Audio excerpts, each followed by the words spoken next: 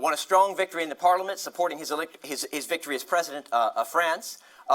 And my suspicion is that many of the people in this room are very relieved by that, right? Because Macron represents new politics. He destroyed the Socialist Party, and he left the right a small husk of itself, the center-right a small husk of itself. But Macron is inclusive. Macron is, if you like, an elite, but he's putting forward a positive vision of the open society that can solve problems, right? And it's kind of the vision we put forward here. Now, I'm guessing that many of you were less satisfied on a morning in November when you found out that Donald Trump had been elected President of the United States. Because Donald Trump and Emmanuel Macron come from the same place, that is to say, the bubbling of politics, but they come from different sides of it. And we want to talk about what's going on with politics across at least the advanced rich countries, but probably across the world more generally, in terms of the rising tide of populism, the changing dimensions of politics, and understand where the sentiments come from that are driving politics now, and whether democracy is a way for us to embrace these changes, or it's going to deliver something less than what we had hoped it might one day, right? Is democracy part of the problem, or is it part of the solution? Those are the questions we want to investigate. And today, our panelists, I personally think we have the two best people in the world to speak to that problem. To my immediate left, we have Arlie Hochschild, Professor Emerita at the University of California, Berkeley. She is the author of Strangers in Their Own Land, which is a story of people from southern Louisiana who, despite the fact that they have been punished by the environmental degradation visited upon southern Louisiana and how it's affected their lives personally, they've moved in large measure to the right. And the important thing about that story, by the way, I should say, I was born in Louisiana. I spent every summer in Louisiana. I don't think it's hot outside because I'm from Louisiana. And so I came to this book with a certain amount of skepticism that someone from a sociologist from Berkeley, could she possibly understand, right, what's going on there? But I read this book, and these people ring true, right? They are people that I know. And the reason she was able to do that is because the objective of the book is to go in and climb what she calls the empathy wall, right? We can't just say, the dispossessed, why are they asking for these things? Don't they understand we're doing the best they can? We who are sitting around this table, we elites, we have to understand where they're coming from to figure out, what we can do, not just to say, I understand you, but we can bridge those differences and to try to confront politics as a method of common goal solving and not just of point scoring against the opposite parties. And so we're very fortunate to have Arlie here speaking to that. And then to my far left, coincidentally, is Professor Arkhan Fung. He's the academic dean and Ford Foundation professor of democracy and citizenship at the Harvard Kennedy School. He's the author of Empowered Participation and about 50 articles in professional journals. He's a prolific producer who's been studying, what are the democratic innovations, what are they doing, and what do they tell us about democracy? And I hope that both Arlie and Arkhan take as their job not just to have their names start with A, but to generate a certain amount of unease and sort of positive discomfort among this group to think about what's going on in politics. So I thought, without further ado, I'd sort of put the first question to Arlie, which is, so Arlie, you in your book, you tell this, Arlie's way of representing the people that she's studying, the people that she's trying to understand, is to go in and sort of explore their different problems and their responses to those problems, and to narrate a sort of deep story that describes many of these people in terms of the metaphorical story that they tell themselves. And the deep story, which she'll say more about, goes something like this. We're waiting in line for the American dream, right? It's a long line, and we've had to endure a lot. We've done things that we think are very honorable, but we've suffered for those things. And then we look at the front of the line, and we see that the line's not moving. We're stuck here, and people are getting in front of us in the line. Sometimes they're women, sometimes they're minorities, and my gosh, they are being ushered into the line by President Barack Obama, the man who is supposed to be helping us, and indeed looks like he benefited from the line himself. And so I say to myself as someone in this line, that's not fair. That's not right. I was waiting here for the American dream. How is this happening? So Arlie, I'd like if you could sort of take that story and tell us what it says about the current disaffection that we see both in the United States and elsewhere with politics. Yeah. Well, thank you for the question. You know, just to back up a little, when I started out, I had in mind the familiar great paradox that how could it be that in America it's the poorest states, the states with the least good education, the worst medical care, the most traffic accidents, the worst pollution and lowest life expectancy are also the states that receive more money from the federal government than they get in aid than they give to it in taxes, and they fear and revile the federal government. So that does, if you have a problem, don't you want some help with it, is the paradox. Louisiana turned out to be an exaggerated version of this. Second poorest state, 40% of its state budget came from the federal government, and it was overwhelmingly Tea Party and went for Donald Trump with great enthusiasm. So that, when I took that paradox gently over 5 years of getting to know some quite wonderful people, they knew about it, they were ashamed of it, and they put it aside. That was my question. And so listening to people and trying to take my own moral and emotional alarm system off and really trying to get to know people and stand in their shoes, I would ask them, could you show me where you were born, you know? And in one case, it was on a sugar plantation. So he took me in his red truck through this sugar plantation. Can I see the school you went to? And what row did you sit in? And where was your church? And who went with you? And where did you sit there? And where were your parents buried? Were any of them in the Civil War, your ancestors? So this is in southwest Louisiana, in a petrochemical center of the country. It's called itself the buckle in America's energy belt. So many people died early, in fact, of working in these factories. So that's the background of the deep story, because the question I came with turned out not to matter at all to them. And something else loomed larger. And I believe under all of our political beliefs, there is a deep story. In other words, there's a right-wing deep story and a left-wing deep story. I was interested in the right-wing deep story. What is a deep story? A deep story is life as it feels true to you. You take facts out of the deep story. You take moral judgments out of the deep story, and it's what's left is how you feel positioned in the world as you feel. And so the deep story is as much as Pepper's describing it.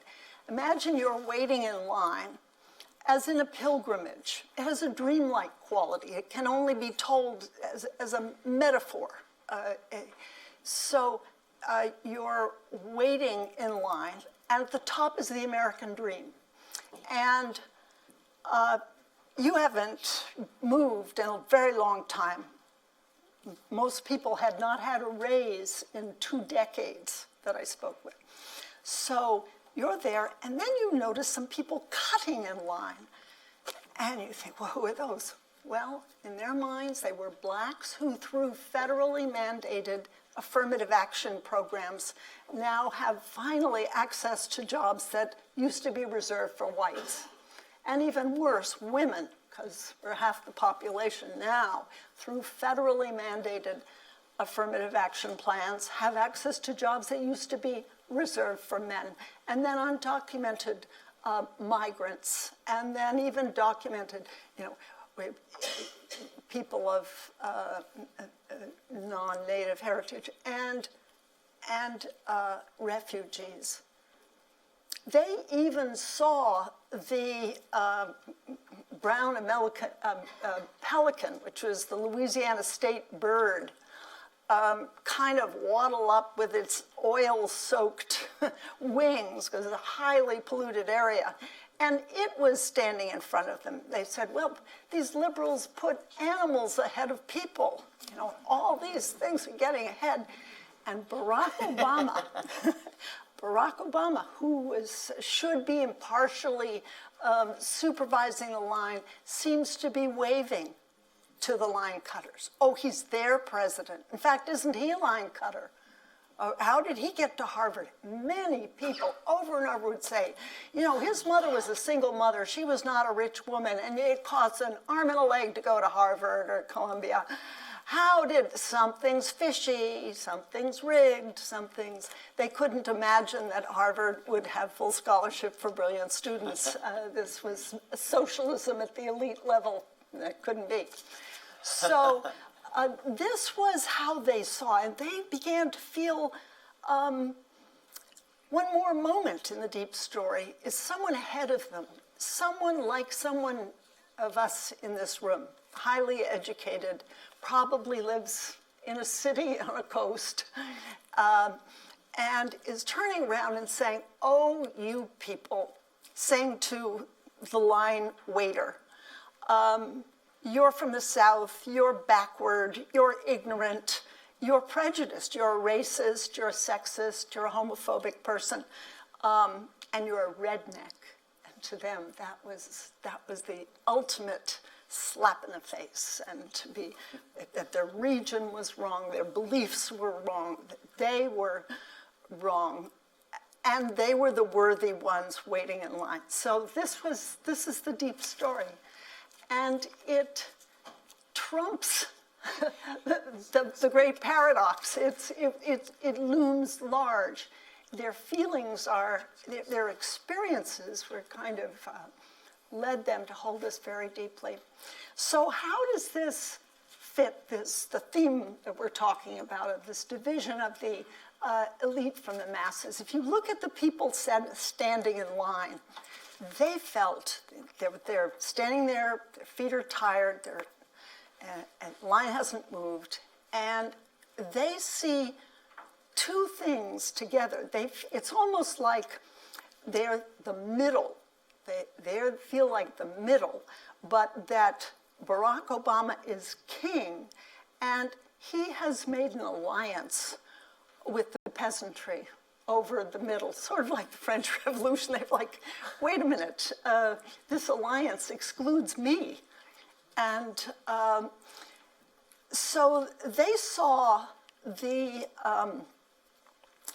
people behind them in line as generally not as hardworking as they and not as deserving of help. And they saw the line cutters as imposters. In this lineup, they feel like the people, and the elite is the government. The elite is not billionaires. They have no problem with billionaires. In fact, many of the premises at this conference would not fit the deep story. They don't feel inequality is really a problem. I think unfairness is a problem, but inequality itself not. I was out fishing with a man in a bayou, and he said, you know, with Social Security, if we took it out of the government, all the money that we work and put into Social Security, you and I would be billionaires. I said, well, no, maybe he said millionaires.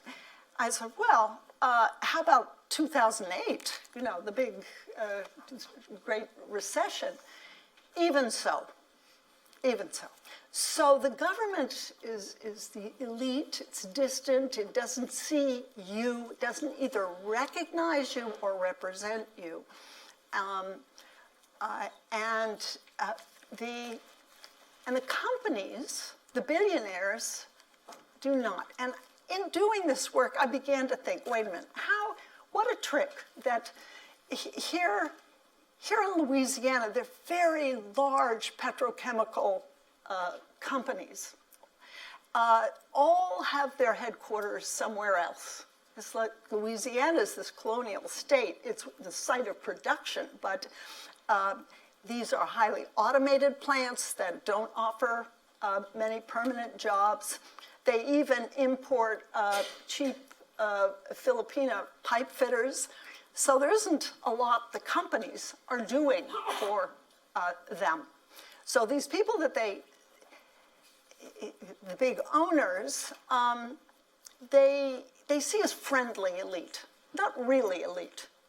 And I thought, how do you do that? How do you make government the bad guy and companies the good guy when you have a lower life expectancy by 5 years than citizens of Connecticut? How do you do that when you have the second highest death rate from cancer for men in the country? How do you make the good guys be the people that are doing this to you and the bad guys, the government? So how do they create elite in people in this way?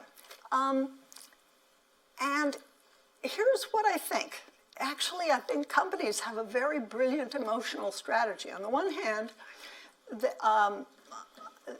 the state of Louisiana, under Governor Jimmy Jindal, gave $1.6 billion to the petrochemical companies, saying, as incentive money, don't go anywhere else, don't go to Texas, here, base yourself. So the governments gave this money to the companies. The companies then used this tax money to give out as presents. They had a donation to the Audubon Society to, protect birds, and football uniforms for Louisiana State football team. So the companies were looking good. Some jobs it did offer, and many gifts. And then it made the state do the moral dirty work. And I think this is an important point, that Louisiana is a captive state. The oil companies control the politicians and determine the policies. And so it set out a whole regulatory armature. We're talking about corruption again, really. But the job of the state was to promise to protect the people, but really not protect the people, to give out permits to pollute like candy. So the people saw this, were very smart, they could see this, and they said, why am I giving tax dollars to someone who's not protecting me? And so by assigning this moral dirty work to the state, people hated the state. And then they said, oh, if the state government is treating us like this, the federal government is just a bigger, badder version of what we see in the state government. I haven't done this research, but I wonder if in more red states it isn't true that there's corruption like this, and that states are doing the moral dirty work of industry. So in the end, I guess I think that the people that I saw came to know wanted, this is the main point, they wanted a government to recognize them. They could imagine a good government, barely, and only on certain crossover issues, but there turn out to be a number of crossover issues, and I'm currently involved in trying to get that communication going. They could imagine being recognized and represented, but they felt that what they saw did not offer them. And when Donald Trump came to town, it was almost like a secular rapture. He promised to kind of deliver them to heaven, to the American dream, magically. Thank you. So Archon, Arlie has nicely set the stage for you. Donald Trump was taking them to the rapture, and before that, Brexit finally set the UK free. Right, it was able to take back control, and people who had many of the similar sentiments that we saw in the Trump election, in the British election, said, we've had it with these experts and their expert opinions. So they had these elections. A year later, in the British case, somewhat less in the American case, you know, we're not, the rapture is not all it turned out to be, or at least it hasn't delivered yet. Is democracy helping us out here, or is it simply exacerbating a process where people are mad, and the fact that people are mad and rejecting elite-imposed hard choices means that they are making dumb choices at the ballot box? Are we pro-democracy or not? Well, it hasn't helped us out yet in the short term. I think the only constant for the last couple of years in politics for political observers has been that they've been wrong. Mistake is the constant, and I hope My children have noted that with great I hope that changes in the near term, but I don't have much confidence in that. I think, though, it's a little bit of a mistake to focus on the near term, because the problems that we've seen are a long time coming, and I'm not talking about developing countries now. I'm talking about the more mature democracies of the OECD, and it'll take a while to unwind. So my analogy here is a little bit to climate change. So on Wednesday here, it's going to be about 32 degrees Celsius, which I take as quite a warm temperature in Oxford. And in climate change, you kind of notice a few warm days here and there, and you blow it off as maybe it's a pattern, maybe it's not. But then dramatic things happen, like Hurricane Katrina and Hurricane Sandy and the tsunami in Indonesia, and you say, oh my God, this is what it's like. And for observers of democracy in the West, I think it's a similar kind of sentiment. I mean, for decades, many people in this room have noted declining support for public institutions, declining indicators of public engagement and political participation, declining trust in government. Right, and what we're seeing now is some of the more dramatic consequences of those much longer-term trends, and it'll take a while to work that out. And when you say, is democracy going to get better? Is it going to help us out? I want to flesh that out a little bit with three possible futures, and I don't have the internet poll everywhere thing. I wish I did for you. But I want you to think about three possible futures, and in 5 or 10 years' time, which one you think will come to pass, and maybe write it down and put it in your dresser drawer and open it up 5 or 10 years from now. And all of these are in the public debate. One possible future, the one I think that people have been talking most about in the popular press, is a story of democratic decline. And this is largely from the Trump narrative, but many others, right? And the story there is that the populism is electing leaders who don't have respect for traditional institutions or separation or balance of powers or the rule of law, and that's one of the first important steps on a slide toward something much less than democracy. So the On Tyranny book, which is #1 in the New York Times nonfiction list this week, is an account, and there are many, many others. Anyhow, decline is one scenario. Another scenario is return to normal, and I've talked to prominent people in the U.S., one of whom was and possibly future Democratic Party presidential hopeful. Another was a prominent person in the Jeb Bush campaign during the primaries. And their expectation is that what we're going through now is a fever of sorts, and it'll pass, that we'll return to a polite center-left, center-right normal of a Jeb Bush, Hillary Clinton sort, or maybe a David Cameron, Tony Blair sort here. I don't know. But that's the second path, is what we're seeing is an aberration, a fever. It'll pass. It'll snap back to something like the 90s and the 2000s in Western politics. And wouldn't that be great? The third possible path, which people talk less about, is democratic renewal.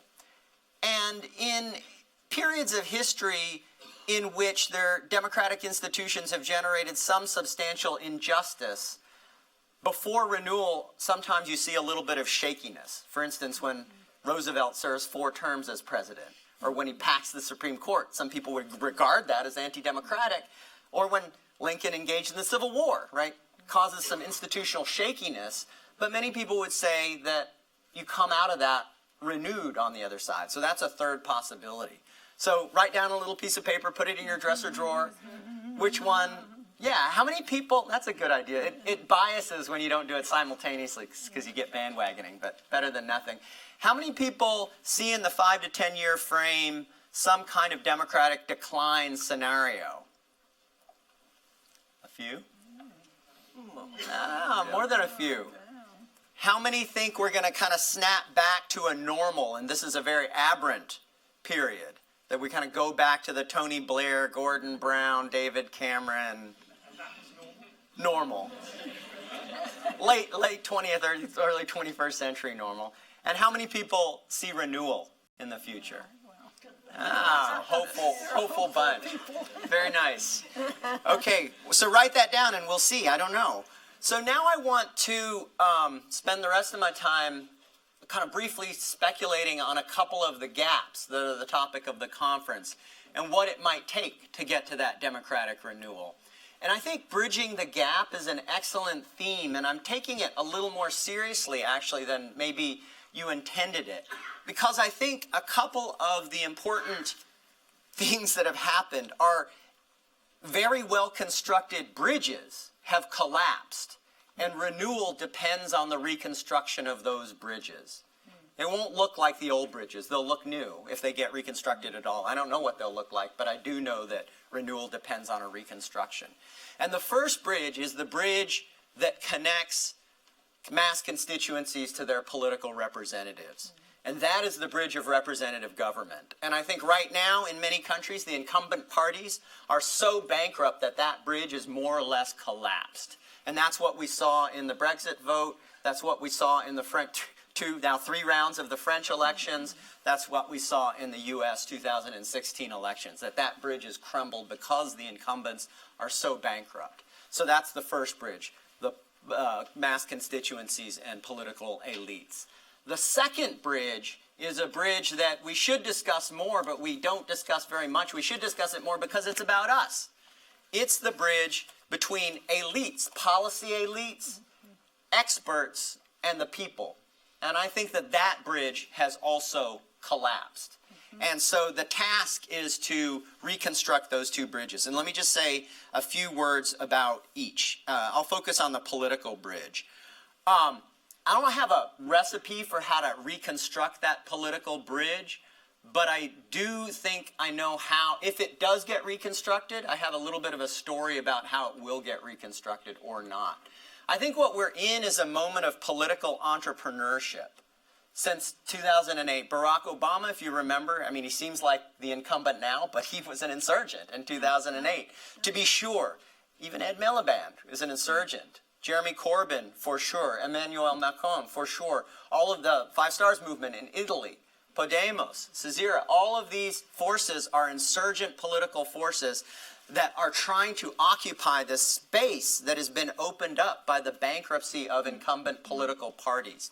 And what democratic renewal, what the reconstruction of this bridge depends upon is successful political entrepreneurs who can figure out two things. One is programs, and two is methods, political methods, to construct and connect with new constituencies. And there's a lot of different ways to do that. Donald Trump is a genius at a particular style of method that relies on social media and large arenas with 30 or 50,000 people in them to connect with different constituencies. And the Five Stars movement in Italy has a different political innovation, which is an internet platform called Rousseau, in which their 700,000 members vote for the policies that the party will then advocate and even approve the candidates that will stand for election for M5S or not. Right? So all of the, I don't know if that's going to stand the test of time, but what we're seeing, and Emmanuel Macron, right? A couple people high on his campaign staff were trained by friends of mine at the Kennedy School in community organizing techniques to do very radical things in politics, like actually talk to people. And it worked. It worked, guess what? And so there are all of these political entrepreneurs trying new things, and that bridge depends on them succeeding. And as citizens and perhaps as interested professionals, what we can do is help them in their efforts when they have small d democratic kinds of programs and platforms. The second thing, and I'll just gloss over this, is institutional innovations. I think a lot of places we're seeing different political innovations that afford ordinary people a much greater voice in the policy-making process. There are many, many examples. Some of the more dramatic ones have to do with constitutions, like the British Columbia Citizens Assembly, or the Irish constitutional process, or the Icelandic constitutional process, all of which created spaces for ordinary people to actually exercise more votes and voice than policy elites or political elites. And then the third point on this bridge of representation is what's on the other side of that bridge. So it's pretty clear on one side of that bridge is political elites and representatives. But what's on the other side? And so far in the conference, it's kind of been like a lot of other conversations. We imagine the people out there as being on the other side of that bridge. But I think it has to have a little more texture than that. I think that there have to be associations, popular associations on the other side of that bridge, social movements, community groups, other kinds of social formations that are not atomized and just individual, that are groups that are capable of bringing people together, articulating their interests, bringing people along, and another word that hasn't come up, which I think is very, very important so far in the conference, is power, of exercising power. And so I'm thinking here of trade unions, right? They've got a bad name now in the U.S., kind of fat guys with pinky rings who are pretty racist. But they are, after all, people who brought you the weekend. And it's important not to forget that. And so so exercising power is, I think, a big part of the conversation for how to make the topic of this morning, capitalism, more responsible and more just. Okay, I'll just do the second bridge really quickly. Experts and the people. Professor Collier this morning in his summary mentioned the importance of humility in expertise. And I want to really second that. Right now, all of my friends at the Kennedy School, they're really down on populism because they regard it as anti-science and junking facts and truth out the window. I guess I have a little bit of a different view. I think experts like us are people who brought you the Gulf War and the financial crisis. Yeah. And I think a little bit of humility is owed to people who that deeply affects. At minimum, I haven't heard an apology for either of those things, and that is a little bit of a signal of humility. Like if your doctor performs a piece of surgery on you that's unnecessary or makes a mistake, you kind of want an apology, right? That's good. You know, it doesn't make it all the way better, but at least it's a sign of respect and recognition. So humility is one. Another is listening in just the way that you've done. We seem deaf a little bit. And then two more substantive things. One is a question that's occurred to me, which I think is unanswerable except in the fullness of time by historians, is whether the intellectuals and the experts, by which I mean faculty members at the Blavatnik School and the Kennedy School, but also intellectual idea producers at McKinsey, right now in this moment in history, are more in the business of justifying an unjust order or creating a more just one.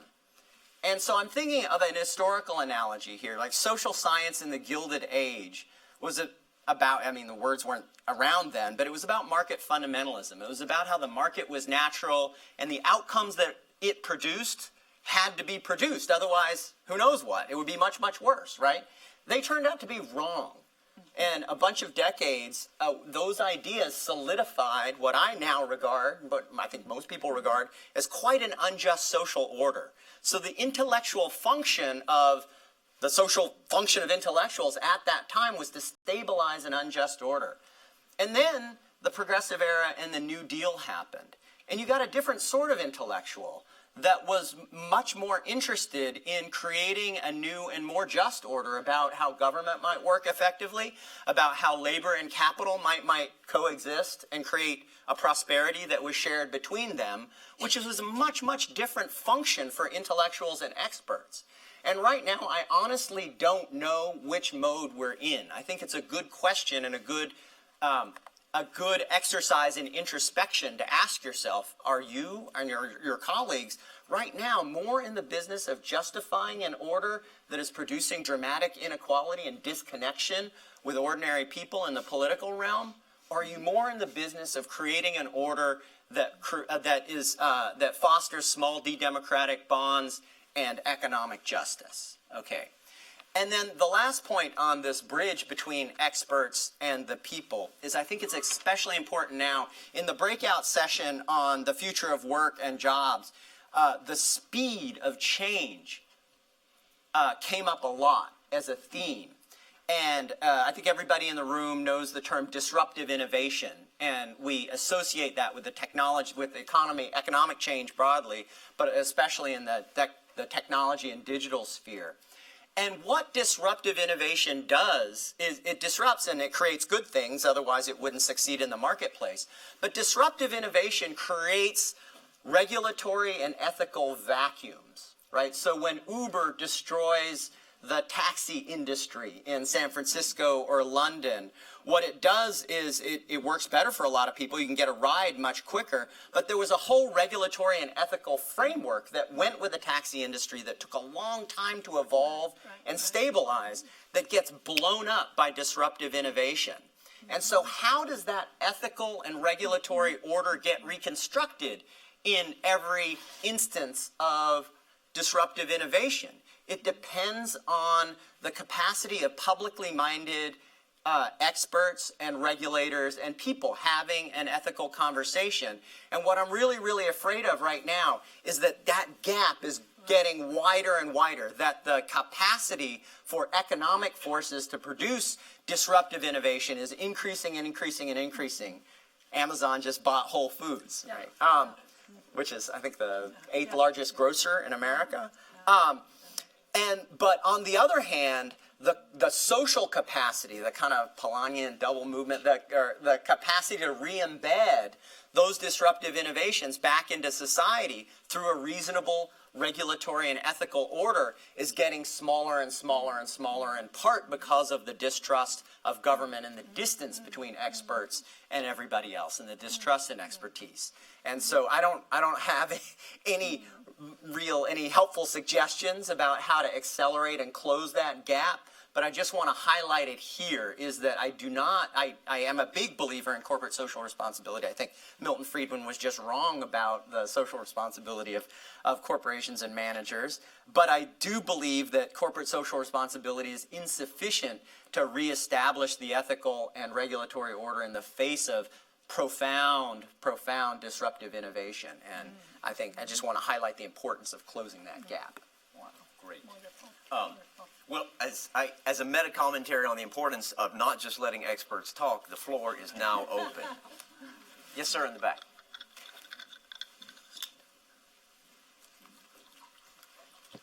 Thank you very much. My name is Jairo Acuña. I am from the UN Development Program, Policy Advisor on Governance and Peace Building. 15 years ago, I was doing my DPhil here in Oxford with Professor Lawrence Whitehead, and we were discussing about democratization and all these issues that have been brought today and this morning. So I had a little bit of a positive deja vu in that sense. But let me just, very quickly just throw out one hypothesis and then one proposition. And my hypothesis will be, it seems to me that, we keep thinking about democracy as an end state. And then we have the US, the UK, and France as the perpetual models. What happens in these three mature democracies, as you mentioned, are going to happen to the rest of the wannabe, mature democracies. And maybe, what we need to do is to revert that thinking, right? That, is this mature democracies that ought to be learning from other type of democracies, so to speak, right? Put it on a spectrum as part of that, intrinsic and instrumental value of democracy that Amartya Sen talked about, in the last century. And that leads me to my second, point, which is my proposition. Amartya Sen said, or he made the argument that the quintessential product of the last century was precisely democracy. Right? It seems to me that if that's the case, all this discussion about governance, transparency, accountability, right, seems to be what democracy was, seems to be to this century what democracy was to last century. Right? So that would be, type of de-proposition. Democracy was to the last century to what better government seems to be implying will be for the current century. Okay, great. I want to take one more question. Yes, ma'am, you in the back. In this round, and then we'll do pairs of questions.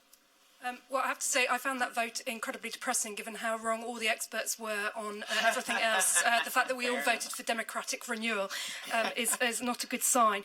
But I suppose one of the things that, and I wanted to make a bridge between those two presentations, I think one of the problems with politics is it's been very oversold.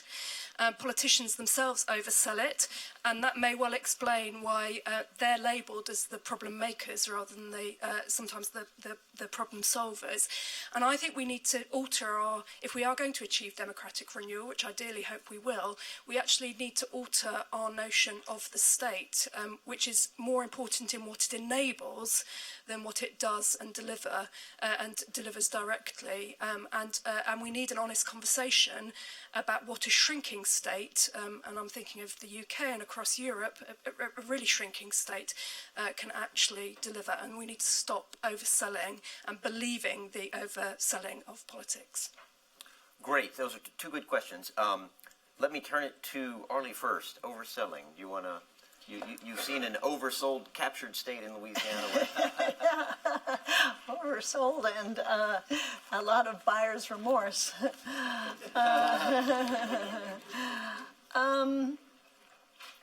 Yes, I have a feeling that what's being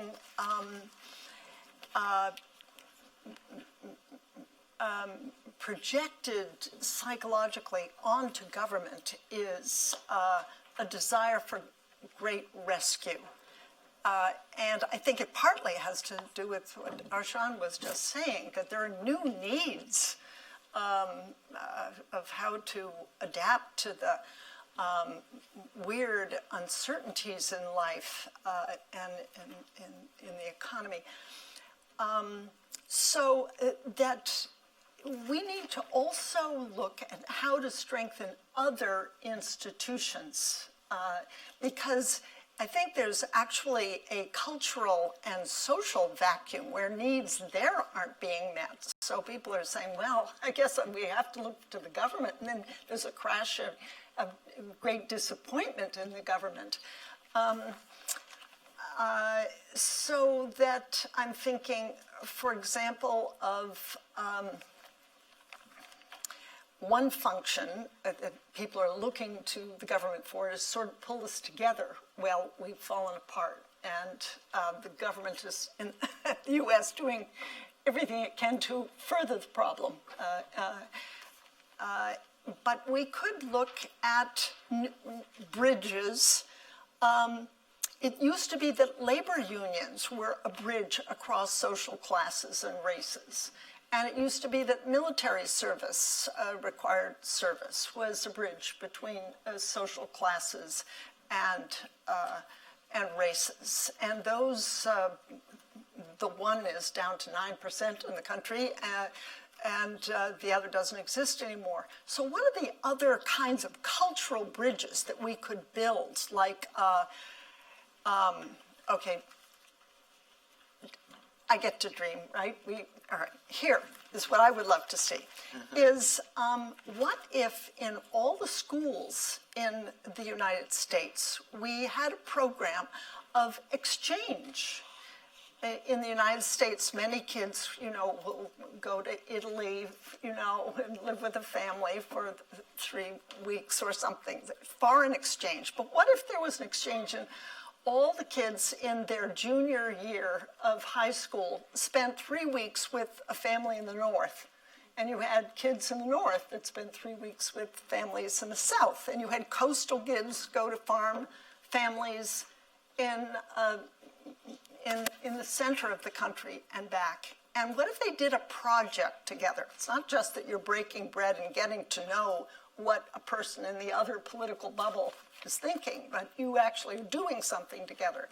In other words, and what if people exchanged each other's deep stories? I mean, and what if they wrote them out? What if they thought about them? What if that became part of the curriculum? And it could be institutionally a sort of encouraged by the government, but it's kind of outside the government. It's based in schools and maybe churches. You could do something similar. So I guess a part of the solution, I think, is not to expect less of governments. I think there are new needs that have to be addressed one way or another, and that there are other social and cultural ways of helping to meet those needs that a little bit take the heat off the government. Good. So I'll take the first set of questions then.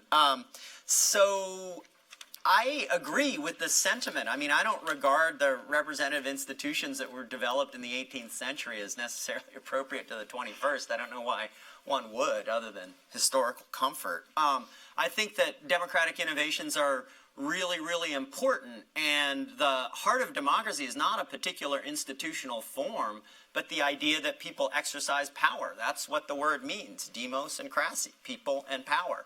And so that can take a lot of institutional forms depending on the problems and needs that people have.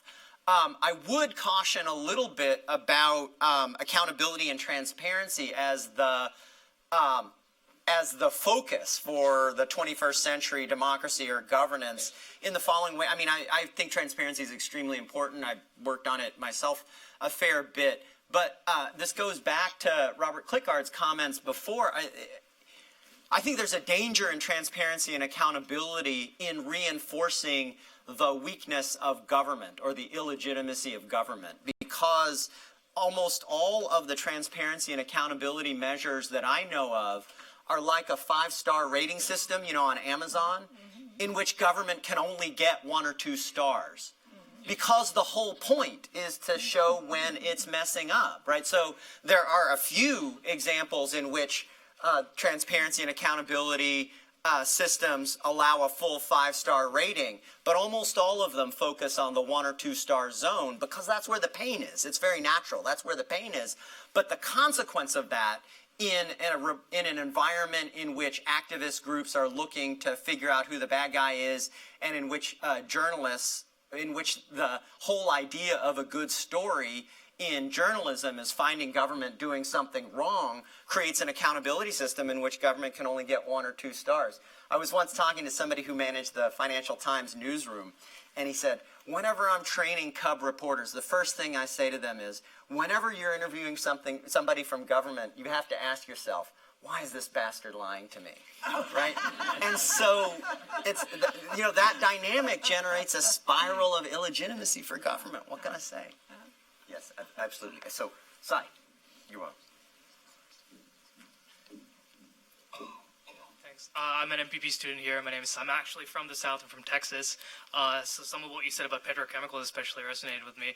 But I'm curious because there was a couple of recent studies that came out from Duke, I think, that was written up in the Washington Post, showing that just over a third of Trump voters were actually earned under the national median income of $50,000, and a lot of them were wealthier than this narrative of working class poor that you painted. So I guess I want to address the elephant in the room in your analysis on what role do you think race did play and racial resentment did play in people getting upset that folks cut the line. Yeah, great question. Okay. Let's get a couple more. This That's question a right great in front. question. I think maybe feeding off the previous question, actually, to Professor Early, I find your depiction of the deep story really compelling and kind of personally compelling, because I think to some extent my parents were the perfect line cutters, and they came from kind of communist Eastern Europe, and they came, and to some extent they lived the American dream and were quite successful. And if they had a deep story, I think that deep story had a lot to do with kind of personal accomplishment and hard work and not taking handouts, and naturally that led them to be quite right-wing and quite Republican. And what I think is, what I would really actually like to ask both of you is, how is it possible that the Republican Party managed to, for a while, appeal to and encompass both of those deep stories? And is it at all possible that it will manage to bring, bridge the gap there between the kind of aspirational migrants and the people that Donald Trump really spoke to, which, after all, only very recently voted for the same party in the U.S.? So let me take one more question. I don't want to replicate the problems by ignoring the right. So is there anybody on this side of the question who wants? No? The right is quiet. Okay, Professor Rothstein.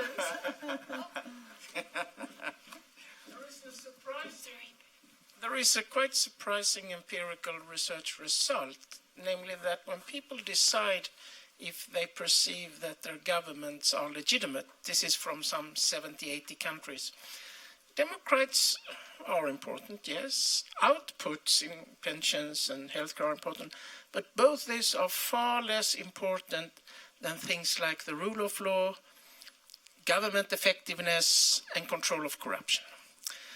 So I have two questions. One is to Professor Hochschild. When we do research about corruption, comes another surprising result, namely people usually do not equate only bribes with corruption. It's also various forms of favoritism. Of what? Favoritism. You get undue favor. So you will not get that building license if you don't know someone in City Hall and so on. So, and that is the essential thing. Much more, we focus too much on bribes. So my question is, the people you interviewed, do they think that this type of jumping the queue is a type of favoritism that they associate with some type of corruption? And then my question to Professor Fang is a little more mean, I'm sorry.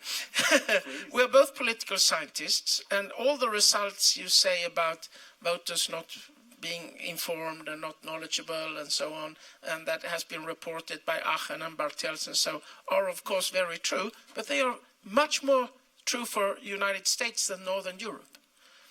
Now, so it seems like the general public actually understands and knows much less about politics in the United States than in Northern Europe. Now, my question is this. The largest, most established, most elitist group of political scientists are my colleagues in the United States. Why have you not been able to communicate better with the general public? Great, let's turn it back to you. Marco, why don't you go first this time? So on racial resentment, I mean, Arlie's much more qualified to answer this question than I am. My answer is, of course, it was an important factor, but we have a temptation to think of it as fundamental, and you could read off someone's politics from how racist they are. And I guess I don't think that's true. So there was an interesting essay just recently looking at a big voter study looking at the swing from Obama supporters to Trump rather than Clinton, right? And it was an empirical kind of analysis, and one of the findings was one of the major drivers was that a bunch of super racist voters who voted for Obama, defected from Clinton and voted for Trump in the second round. Now, she didn't comment, but think about this. A bunch of racist voters who supported a black president then decided to vote for Donald Trump. How does that compute? Right, and it computes because it's a construct, because people are voting on all kinds of different things. Racism is, I believe, the deepest cleavage in American politics, but it is just one.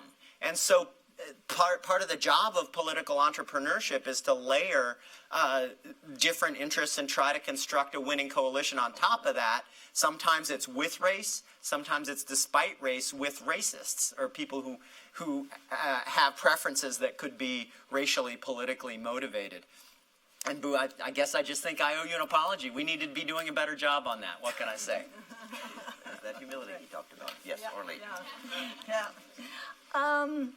So Trump voters aren't poor, aren't the poorest, but there was a cultural blue-collar culture, I would say. People either hadn't gone to college, and I think education is the key indicator, or their parents hadn't. And there was a kind of almost fear of the educated, like that was a cleavage for them. So they weren't, who they were is the elite of the left behind. That's who the people I knew were.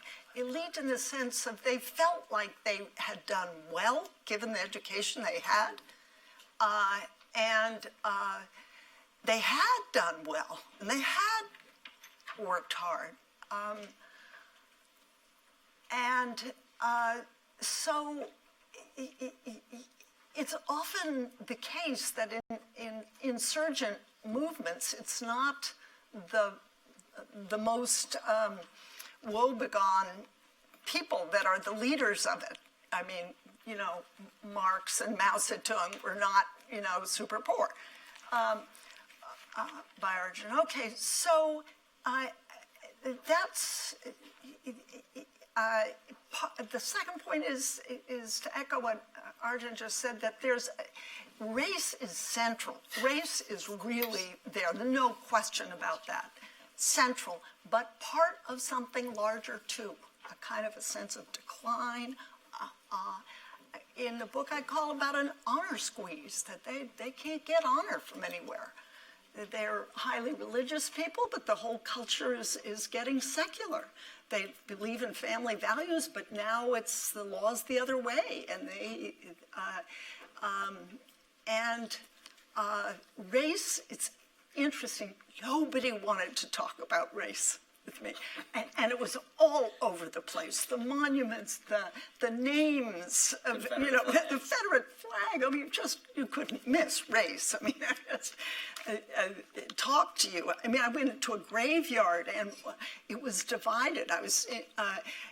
And one side of it was for whites and one was for blacks, and the lawn was mowed on the white side, and it wasn't very high mowed on the black side. And I went and looked at how long people lived in the graves on the black side. Not as long. I mean, so race is there, but there's a taboo. They are terrified of being accused of being racist.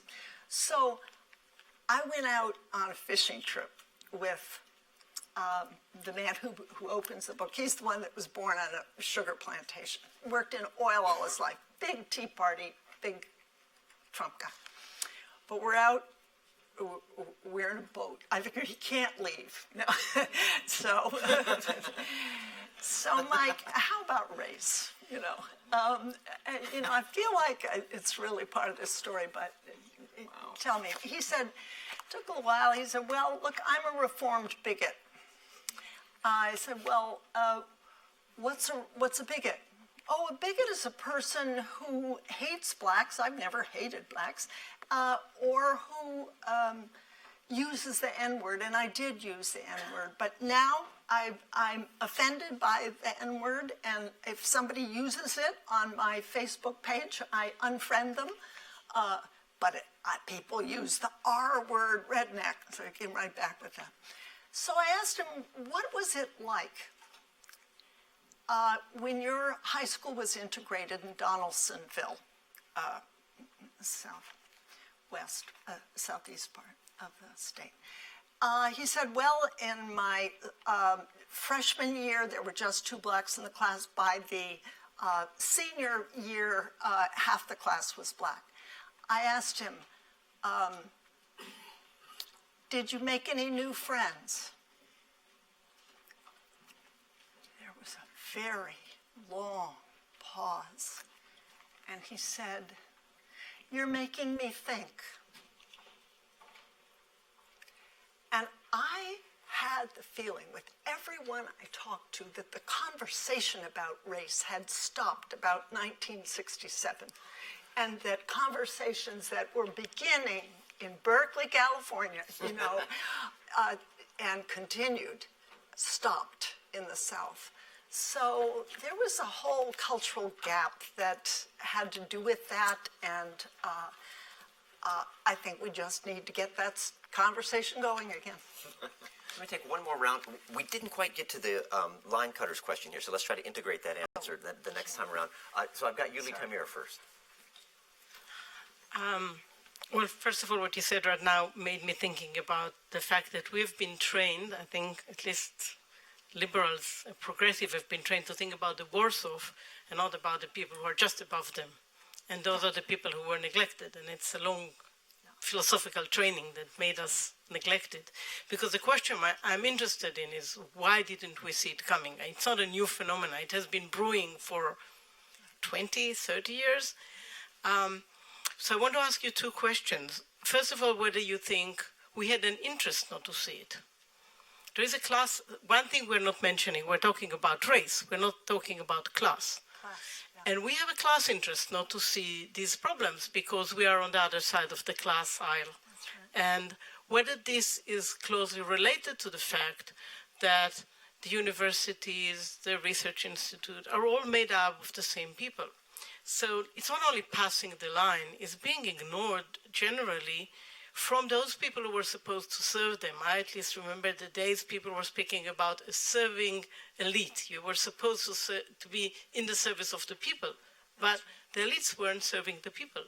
So they were somewhat justly angry about what happened. So how much is it about class, and how much it is about the interests of our class? Mm-hmm. Yeah. Some of us, at least, not to see the problem. Yeah, wonderful. Final question, because of proximity right there, the microphone is there. That's very kind, thank you. History may not be dead, but his ideology, and if it is, what are you going to do for a living? Okay, got a little career counseling wrapped in there. Arlie, why don't you go first? Pick and choose which one answer. You got about a minute. First, how did the Republicans capture the working class and the middle? I think many answers, but we need to focus on the failure of the Democratic Party. They saw nothing for them there. And there are real issues, class issues, and that are not answered. So that's a quick answer to that. And do we have a class interest in maintaining a absence of humility and sense of service? I think you are onto something there. They wanted of their public service providers humility and a notion that this is I'm paying you really to provide services, and that this seemed absolutely absent to them. One man said, you know, I went to school, there were the nuns that taught me in school. I would like public servants to be like those nun teachers. We came up short. Yeah. I'll just try to address Yuli's question a little bit on the do we have an interest in the role of the university? So there's this kind of popular book called Twilight of the Elites by Christopher Hayes, and he offers this construct. He says, look, right now America, and you could say it about the UK too, there's two kinds of divisions. The first is the familiar polarization, left-right. That's a horizontal polarization. But there's also a mass elite polarization, kind of vertical polarization. And so you get four quadrants, right? Obviously, left elite, right elite, left mass, right mass. You spent a fair amount of time at Harvard or some time at Harvard. If you had to put Harvard in one of those boxes, which one would it be in? Left elite, right? And so, you know, we have, I don't know, probably a dozen speakers every day at the Kennedy School. And we have a lot of left elite, and we have some right elite and some left mass. That's the kind of community organizing social movement types, which we like a lot. In my time there, I think over the last 5 years, I can remember maybe 3-4 speakers from the right mass, kind of right populist, Tea Party kind of side of things, or even in the international context. And so there's a whole bunch of reasons for that. I mean, we can all guess at those, but I do regard that as a problem. I don't think universities should be for 1/4 of the society that they sit in. So there are a lot of questions left in the room, and fortunately, we have two fantastic deep dives that are basically taking us deeper on these same questions. The first one is going to be looking at the question of inclusive nationalism. Archon talked about the sort of lack of comfort of the elite university with the demand for belonging that's coming from the mass, especially the right mass movements. And so we want to have a frank conversation about that. Can we have a nationalism that is inclusive without being exclusive, and that sort of gives dignity to membership? The other one is going to be talking about political communication. Can we move beyond spin? Can the sort of fractured discourse space that we have be an area in which we can talk about organizing together, communicating together, understanding together? And now you'll also get a 20-minute break to revivify yourself with coffee outside, and then we'll move to those. Please join me in thanking the panelists. That was fun. That was fun.